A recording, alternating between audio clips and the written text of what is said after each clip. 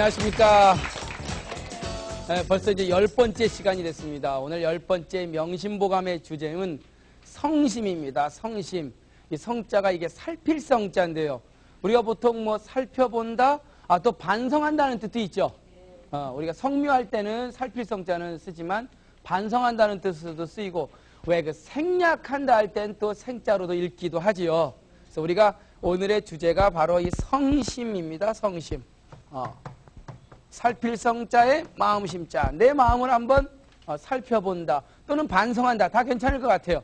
내 마음을 한번 살펴보고 반성하는 거죠. 여러분들 항상 마음을 이렇게 돌이켜 살펴보고 반성하고 사시죠? 왜 웃으세요? 쉽진 않아요. 너무나 복잡하게 하루를 마감하다 보니까 도대체 내 스스로를 돌아볼 여유도 없고 그냥 어떻게 보면 하루하루 그냥 이어가는 거지 그게 반성하는 삶이라고는 생각되지 않는 경우도 많아요. 그 왜 삼성정신이라고 있습니다. 이 세 가지를 갖고 자기를 한번 반성해보는 삼성정신. 이 삼성정신이라는 건 이제 증자라고 하는 사람이, 공자의 제자였던 증자라고 하는 사람이 자기는 저녁에 잘 때마다 이 세 가지를 갖고 한번 자기를 반성해 본대요. 자, 여러분들하고 한번 어떻게 차이가 나는지 보세요. 첫 번째 증자가 반성하는 게 위인모이불충호와 위할 위자에 사람인자, 다른 사람을 위해서 뭐라고 하는 건 일을 도모하다. 오늘 어떤 일을 했단 말이죠. 다른 사람을 위해서. 그런 일을 했을 때 내가 불충호와 그에게 충성을 다했는가를 반성합니다. 이게 무슨 뜻이냐면 내가 오늘 어떤 사람을 위해서 어떤 일을 했어요. 근데 그때 내가 이 충이란 게 뭐예요? 진심을 다했냔 말이죠. 진심을. 그러니까 예를 들어서 선생님이면은 내가 오늘 학생들을 가르치면서 진심을 다했는가? 하다못해 요리사면은 내가 오늘 손님들을 위해서 좋은 요리 재료를 갖고 최대한 모든 노력을 다했는가? 여러분들 각자 할 것들이 있잖아요. 오늘 내가 다른 사람을 위해서 내 하는 일을 최선을 다했는가? 이 충이란 말이요. 전에 한번 말씀드렸죠. 이 다할 진짜, 몸기자. 나를 다하는 것이 충이다. 최선을 다하는 게 충이란 말이에요. 국가에 대한 충성은요. 그 뒤로 새로 만들어낸 거고 원래 그대로 올라가면 충이란 개념은 최선을 다하는 거예요. 정말 제가 항상 저희 학교 앞에 떡볶이집 예를 듣는데 그 집은 지금 자리가 없어서 손님들이 막 돌아가요. 이유는 간단해요. 정말 최선을 다하거든요. 그 집 가면 떡은 항상 방앗간에서 오자마자 글루꼬링이 돼요. 고추장은 정말 빻아서 직접 말려갖고 빻은 걸로 쓰고. 그러니까 최선을 다하다 보니까 손님들이 알아주는 거죠. 이 충을 하면은 내가 어떤 사람을 위해서 오늘 어떤 인생을 살았을 때 정말 최선을 다하면 전 어떤 방식으로든 보답이 올 거라는 생각이 듭니다. 이거를 하나 반성을 해본대요. 두 번째는요. 더블여자의 친구, 여붕우, 교. 내가 오늘 나랑 같은 동료들과 친구들과 더불어 인간 교제를 할 적에 불신호와 이 어쩌고저쩌고는 이제 부정의문문이죠. 신을 다하지 못했는가? 다시 말하면 정말 믿음으로써 친구들과 사귀었냐는 얘기죠. 여기서 친구라고 하는 건 단순히 무슨 그냥 그런 친구도 있지만은 내 동료 직장사에서 만났던 내 친구들, 나랑 같이 일을 하는 동업자들, 그들과 정말 신의를 지키면서 내 인생을 살았냔 말이죠. 이것이 증자가 얘기하는 두 번째 자기 인생 하루를 반성해 본 두 번째 항목입니다. 세 번째는요. 오늘 하루 전에 들은 것에 대해서 불스포와 완전히 내 몸으로 체득하진 못했는가? 무슨 뜻이에요? 전이란 거는 오늘 선생님한테 교육을 받던, 다른 사람을 보고 내 스스로 반성을 하던, 여간 다양한 재주와 기술을 익히던 내가 이를 완전히 내 것으로 만들었냔 말이죠. 오늘 집에 가서 한번 여러분들이 세 가지 갖고 반성해 보세요. 예? 난 오늘 정말 다른 사람을 위해서 일을 하며 내 인생의 모든 마음을 다했는가? 나는 친구와 더불어서 인생을 교제하며 믿음으로써 그에게 다준가? 오늘 하루 전에 들은 거에 대해서 정말 철저하게 내 것으로 만들었는가? 이 세 가지를 반성하고 하루에 잠자리를 들었다라고 하는 증자의 삼성정신입니다. 삼성정신. 정말 이런 것들을 보면서 하루하루를 스스로 반성하고 내 마음을 돌이켜보는 뭐 그런 어떤 그 삶의 태도라고 하는 건 굉장히 그 중요하다는 생각이 듭니다. 뭐 아니면은 비가 촉촉히 내리는데 좋은 친구랑 이 좋은 안주랑 소주 한 잔 이렇게 하는 거. 저는요, 비상한 즐거움이라는 게 꼭 무슨 뭐 엄청나게 큰 즐거움이 아니라 일상생활 속에서 그 즐거움을 찾는 것도 굉장히 중요하다고 봐요. 그렇지만 여기서 이제 이 사람이 경행로에서 얘기하기는 이미 내가 최고의 즐거움을 얻었다면은 그때 이제 이 수라고 하는 건 모름지기 숫자입니다.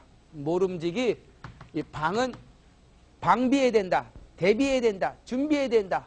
뭘 준비하래요? 근심에 대비하래요. 우여. 어떤 근심입니까? 아니 불자에 헤아릴 측자, 불측의 근심. 자, 지금 백구가 돼요. 비상의 즐거움을 얻었을 때 불측의 근심을 대비해야 된다. 최고의 기쁨이라고 생각했을 때 그때 바로 뭘 준비해 들어가요? 헤아리지 못하는 근심에 대비해야 된다. 근데 이런 즐거움을 얻은 사람은 이거는 평생 안 올 줄 알아요. 절대 안 올 줄 알죠. 오로지 이 아름다운 이 행복이, 이 페이창러, 비상한 즐거움이 영원히 계속 지속될 줄 알죠. 그리고는 거기에 푹 빠져버립니다. 이것이 완성이라고 생각하고 더 이상 노력도 안 해요. 교만해져서 어깨는 더 올라갑니다.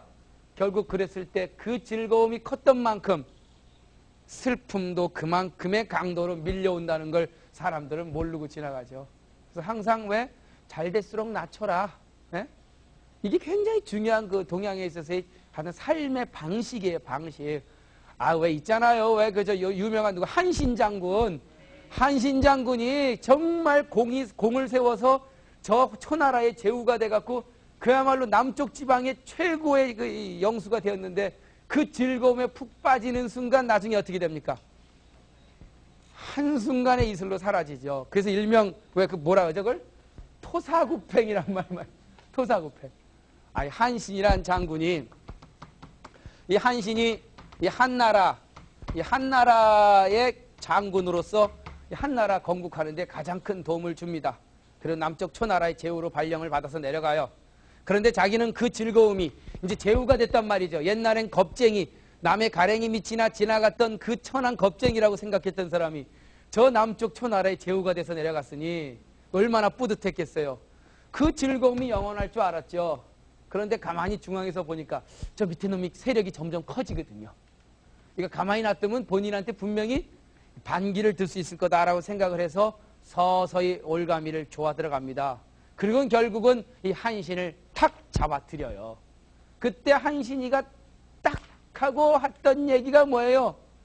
아, 날랜 토끼를 잡으니 그 토끼를 잡으려고 썼던 사냥개를 삶아먹고 하늘에 나는 새를 잡으니 그 새를 잡으려고 썼던 화살을 쳐박아 놓고 적국을 갖다가 부수니 적국을 부수려고 사용했던 훌륭한 신하들을 잡아놓는구나. 아, 나는 이제 모든 것이 끝났다. 나는 팽당하고 말겠다. 그 한마디로 얘기해서 그걸 뭐라 그래요? 이 토사구팽이라고 해요. 이 토끼 할 때 토자에 토끼가 죽으면 그 토끼를 잡으려고 썼던 개를 이 팽이란 거 뭡니까 이게? 삶을 팽자.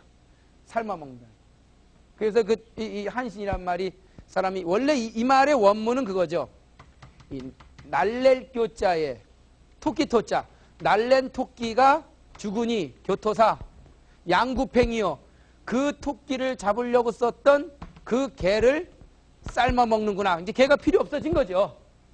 또 고조진 저 높이 나는 새가 다 잡혀지니 다 할 진짜 다 잡으니 그 새를 잡으려고 썼던 양궁 좋은 활과 화살이 전부 다 창고에 처박혀서 감춰지는구나.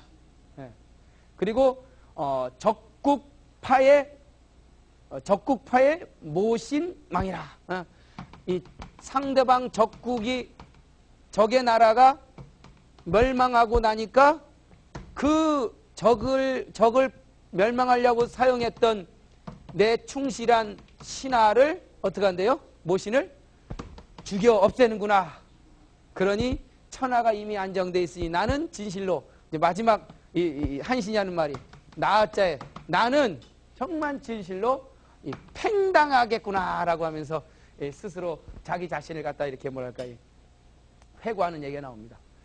그 한신이란 사람이 정말 최고의 즐거움이 온 뒤에는 결국 그에 상응하는 예측하지 못하는 슬픔이 기다리고 있다는 걸 알면은 그렇게 나서지는 않았을 거예요. 스스로 그 기쁨을 즐기려고 하기보다는 좀 낮췄을 겁니다. 이해 가시죠? 무슨 얘기지요? 예? 그래서 절대로 기쁨을 다 누리려 하지 마세요. 속으로는 기뻐해도 남한테 얘기하지 마세요. 그것이 밖으로 내뱉어지는 순간 상대방은 저 사람을 치기 시작합니다. 그러니까 좋은 일이 있다고 해서 기뻐할 일이 아니에요. 차라리 제우도 안 되고 팽도 안 되고 그냥 살면 더 나을 거 아니에요. 그래도 짧고 굵게요. 제우도 돼보고 시련도 겪어보고. 자, 우리가 이 경행록에서 얘기하는 건 참 그 도가적인 사유가 강해요. 기치비상락이 얻은 수방불축은이라. 이미 최고의 즐거움을 당신이 얻었다면 그 이후로 일어나는 예측 못할 근심을 미리미리 준비하여 대비해야 된다. 자, 이 명심보감이 아주 명부절이죠. 그 다락을 가지면 그만큼의 소비되는 게 있고, 남에게 칭찬을 받으면 그만큼 비난도 받을 것이요.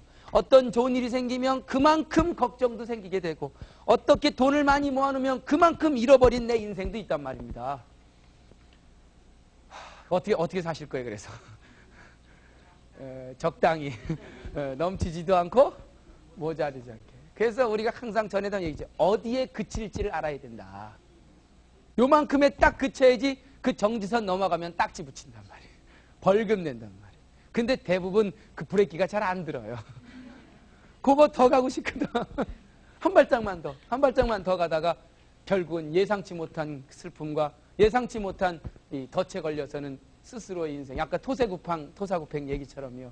그래서 이 성심편상은 계속 이러한 그 양면성을 얘기하면서 내 마음을 한번 이 반성해 보라는 얘기입니다. 항용이 무슨 항자 이게요? 끝까지 올라갈 항자입니다. 수면 밑에 잠겨있던 용이 나타나서 끊임없이 커가다가 마지막 교사에 올라가면 더 이상 올라갈 수 없는 용이 되면요. 그럼 뭐가 생겨요? 있을 유자에 후에 해자 항용이 유해니라. 끝까지 올라간 용이 반드시 후회가 있는 것이다. 이런 말을 합니다. 용의 눈물. 용이 왜 눈물을 흘리겠어요? 왜? 에? 용이 왜 눈물을 흘려요? 물속 밑에 있던 잠룡은 눈물을 안 흘립니다. 열심히 자기가 나가기 위해서 열심히 자기 인생을 닦아 나가요. 그러다가 밭에 나온 용은요, 정말 열심히 일을 합니다. 점점 스타가 되는데 마지막까지 가면은 그때부터 뭐 할 일만 남았어요? 이게 올라가면 그 다음 뭐가 남았어요? 이쪽 계열이 남은 거죠. 이쪽 B 계열이 남은 거죠. 기쁨이 컸던 만큼 슬픔도요, 결국 떨어지는 용이 돼서 그 용은 눈물을 흘린다는 거죠. 그래서 동양적인 처세의 방법 보면은 가장 높은 건 별로 안 좋아요. 어디가 좋아요? 바로 그 밑에 2등이 제일 좋아요. 2등이. 보세요. 경행록에 이르기를 내일 아침 벌어질 일에 대해서 그 전날 어스름한 저녁 때 반드시라고 할 수 없고, 오늘 어스름한 저녁에 벌어질 일에 대해서 오후 낮 4시 전후한 신시에 반드시라고 할 수가 없는 것이다. 참 좋은 말이네요. 인간에게도 있을 유자 뭐가 있대요? 아침, 저녁, 끊임없이 번하는 화도 들어왔다가 복도 들어왔다가. 그러니까 하루에도 한 10대 번씩 울다 웃죠. 에? 막 지하철 타려고 갔다가 놓치면 그걸 왜 이러냐 하다가 그 다음 차 오면은 자리라 보면 역시 난 운이 좋다고 하고, 하루에도 10대 번씩 사람이 웃다 울다 정말 그 화복에 따라 바뀌어요. 아침에 멀쩡하던 사람이 저녁 때는 실패해서 막 좌절하고, 그 다음날 아침에 일어나면은 아주 또 아무렇지도 않다는 듯이. 왜 있잖아요. 그 누구죠? 그 장자에 나오는 얘기인데, 그 어느 국경 지역에 수비대장의 딸이 하나 있었는데, 그 딸이 너무 이뻐갖고는 진나라 왕이 야, 그 딸 내 부인으로 보내라고 했어요. 그러니까 이 국경수비대장 딸이 내가 왜 첩으로 가냐고 안 가. 난 절대 시집 안 가 하다가 할 수 없이 끌려갔는데 간지 그 다음날 바로 얘기했어요. 내가 왜 안 왔냔 말이에요. 이렇게 좋은 데를.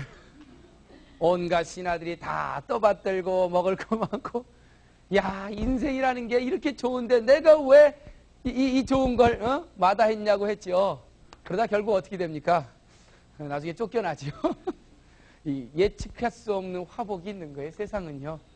역시 지금 우리 줄거리가, 성심편의 줄거리가 대충 정해집니다. 그래서 이란 사람 알죠, 여러분들? 히딩크가 왜 그 월드컵 축구팀을 인솔 하면서 스페인전에서 우리가 승부차기로 이겼죠. 그 전날 저녁에 숙소에서 선수들 모아놓고 승부차기 연습시켰다는 거 아니에요.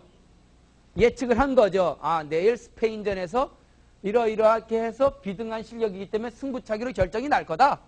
그러니 전날 한 번이라도 더 승부차기를 해보고 나가는 게 그 현장 상황이 변했을 때 훨씬 더 대안이 될 거다. 결국 그게 적중해서 똑같은 상황이 벌어져도 전혀 예측 못하고 나온 사람과 한 번이라도 예측하고 볼이라도 차고 나온 사람의 차이는 엄청납니다. IMF 상황이 그랬다는 거 아니에요.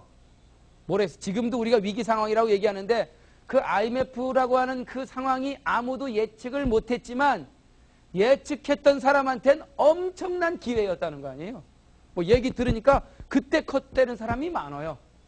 조금만 예측하고 뭐 은행이 문제가 생기면서 경제 상황이 바뀌는 거에 대한 미리 예측을 갖고 그 당시에 정말 현금 보유율을 높이고 은행 이자를 갚고 해서 준비했던 기업들은 전부 다 30위권으로 다 진입했어요. 설마 하다가 결국 그 상황이 돼서 흔적도 없이 날아간 조직들이 많습니다. 그래서 왜 왜 삼국지에 나오는 적벽대전 있죠? 적벽대전. 적벽대전이 뭐예요? 제갈공명하고 저 산동 군대, 저 조조하고 붙어서 완전히 그 산동의 83만 명의 대군을 별 볼 일 없는 이 제갈공명과 송건 연합군이 양자강 밑으로 쓸어놓은 사건 아니에요. 사실 처음엔 게임도 안 됐습니다. 그런데 여기서 왜 승패가 바뀌었느냐?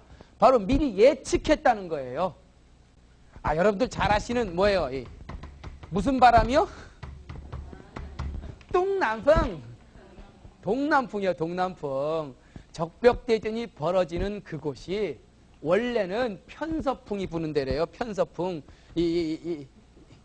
양자강이 이렇게 있으면 편서풍이 부는데 이쪽으로 부는 거죠. 근데 9월달 어느 날이 되면 그 바람이 어떻게 바뀌어요? 동남풍으로 바뀌는 거예요. 그거를 제갈공명은 미리 예측하고 현장에 나간 거죠.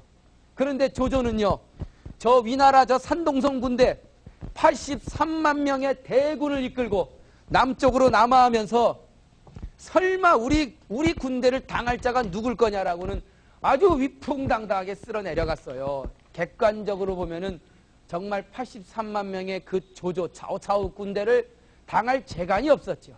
그렇지만 제갈공명은 동남풍을 예측했고, 그리고 9월달 어느 날이 되는 순간 현장에서 둘이 만났어요. 동남풍으로 바뀐다고 생각했던 이 제갈공명은 화공계와 연안계를 사용해서 그 83만 명의 대군을 그냥 줄로 꽁꽁 묶어놓게 만들고 완전히 불을 질러서는 양자강 밑으로 다 그냥 쓸어들게 만들잖아요. 그 어마어마한 그 적벽대전의 가장 중요한 코드는 날씨 코드였고, 결국 그 날씨 코드를 예측했느냐 예측하지 못하고 나갔냐가 결국 그 조직의 생사가 엇갈리게 됐다는 거죠. 여러분들 다 예측하고 계십니까? 앞으로 은행 상황이 어떻게, 한국 경제 다 예측하고 사세요? 뭐 예측하고 살아요 그냥. 지금 이대로 살다 말래요.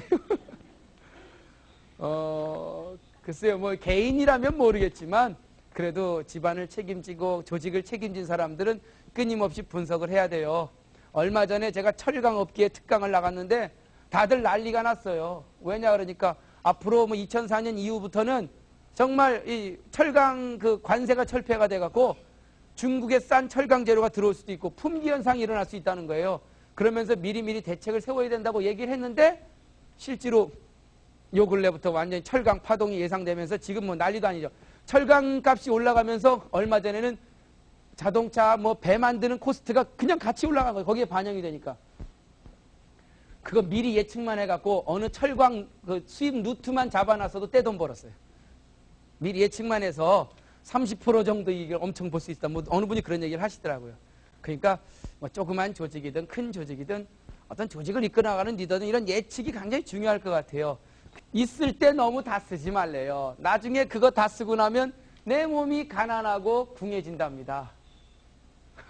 그러니까 나에게 다가온 행복 조금 남겨놨다가 차근차근 써야지 그걸 그냥 뭐 들어온다고 있는 대로 다 써버리면 결국 그거 다 쓰고 난 다음에 반드시 후회한다. 제가 그 얘기 한번 했었나요? 부뚜막에서 불을 끓일 때 솥에 물이 넘쳐 흐르면 안 된다. 그 얘기 한번 했었나요? 네? 아니 뭡니까? 뭐죠? 솥에서 물 끓일 때 소죽 써보셨죠? 네? 그러면 막 솥에 막 물이 펄펄 넘쳐 흘러요.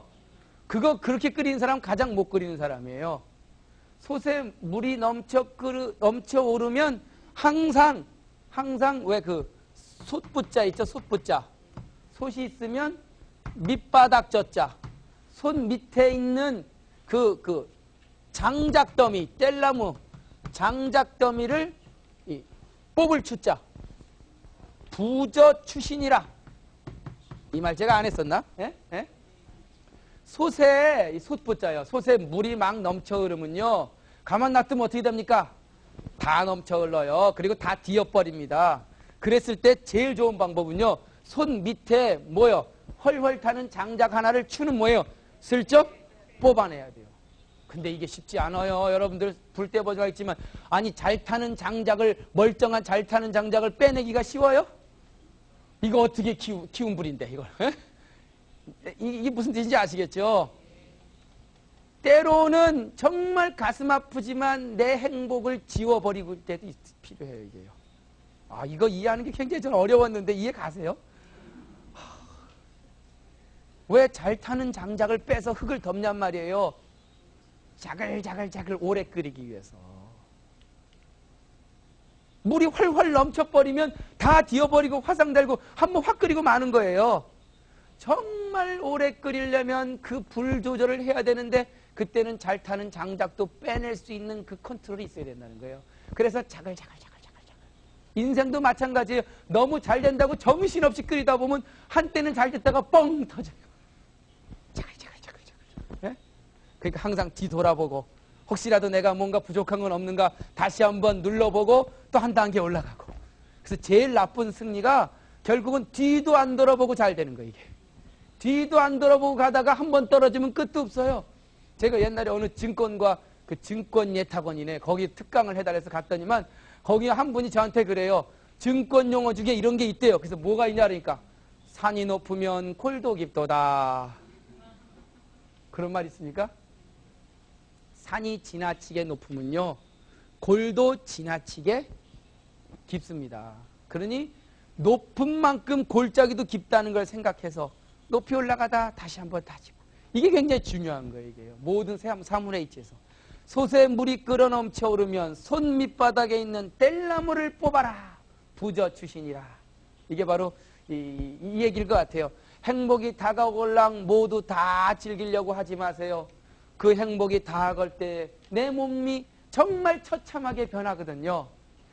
정말 정부 고위층 관료들 정말 세력이 있어서 갑작스럽게 출세한 사람들이 꼭 이 얘기는 들어요. 그 권세 다 쓰지 마세요. 그 권세 다 쓰고 나면 당신 반드시 그 권세에 의해서 피해본 사람들이 당신 가만 안 놔둡니다. 아유, 이거는 우리는 상관없으니까 그냥 지나가도 돼요. 뭐 권세 뭐 여러분들이 뭐 동네 반장이나 이장은 해보셨겠죠? 그거 빼놓고는 뭐 교만함과 그리고 치는요 사치요 사치스러움. 이 교만함과 사치스러움은 유시다무종이니라. 있을 유자 처음 시자.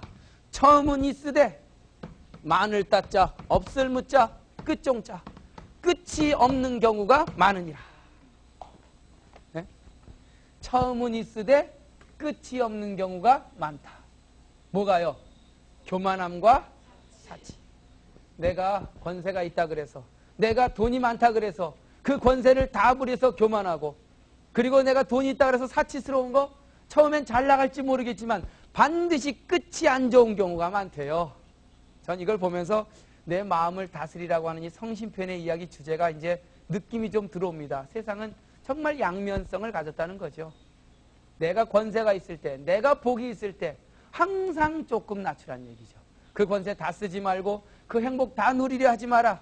교만하고 사치스러울 때 당신은 반드시 끝이 안 좋을 거다라고 하는 아주 엄중한 인생의 그 경고로 받아들여집니다. 자, 한번 읽을 테니까 여러분들 한번 쭉 한번 느낌을 갖고 생각을 해보도록 하죠. 경행록은 기치 비상락이 얻은 수방불축운이라. 경행록에 이르기를 내 인생에서 이미 비상한 즐거움을 얻었걸랑 모름지기 예측할 수 없는 근심에 대비해야 하느니라. 경행록은 심의 필심비요 심의 필심해요 심이 필심우요 심장 필심망이니라. 경행록에 이르렀다. 너무 깊이 애착을 가지면 그만큼 너무 소비할 것이요 너무 칭찬을 받으면 너무 비난받을 것이요 기쁨이 너무 크면 슬픔도 너무 클 것이요 너무 감추려 하면 반드시 너무 잃게 될 것이니라. 경행록에 이르기를 내일 아침의 일을 그 전날 어스름한 저녁에도 반드시라 할 수 없듯이 오늘 저녁에 벌어질 일도 낮 오후 4시에도 반드시라고 할 수 없느니라. 천유 불축 풍우하고 인유 조속 화복이니라. 아, 저 하늘에 예측할 수 없는 비바람이 있듯이 인간에게도 아침 저녁으로 뒤바뀌는 재앙과 복이 있느니라. 유복막향진하라 복진신 빈궁이요 유세막사진하라 세진원상봉이라. 행복이 있거든 다 누리려 하지 마라. 그 행복이 지나고 나면 내 몸 빈궁하게 될 것이요 권세가 있다고 다 쓰려 하지 마라. 권세가 끝나면 그 원한이 너에게 다가올 것이니 행복이여 항상 조심하고 애석하게 생각하라. 나에게 다가온 권세여 항상 나를 낮추고 공손하라. 인생 살면서 교만하고 사치스러운 거 처음은 이때 끝이 안 좋은 경우가 많느니라. 이 말이 참 좋네요. 예? 성심이라고 하는 거, 내 인생을 살펴본다, 반성한다는 얘기는 결국 나에게 다가오는 수없이 많은 인생의 일이라고 하는 것이 양면성을 갖고 있다는 겁니다. 그것이 행복이든 권세든 또 아니면 기쁨이든 항상 또 다른 면을 생각하면서 미리 준비하고 예측하고 대비하면은 아마 내 마음을 끊임없이 한번 돌아보는 그런 계기가 될 거라는 생각이 듭니다. 여러분들 어떻게 하라고요? 행복할 때 더욱더 조심하라고, 자제하라고요. 그것이 그 행복을 오래 누리는 그러한 방법이라는 것이 오늘 성심편의 이야기.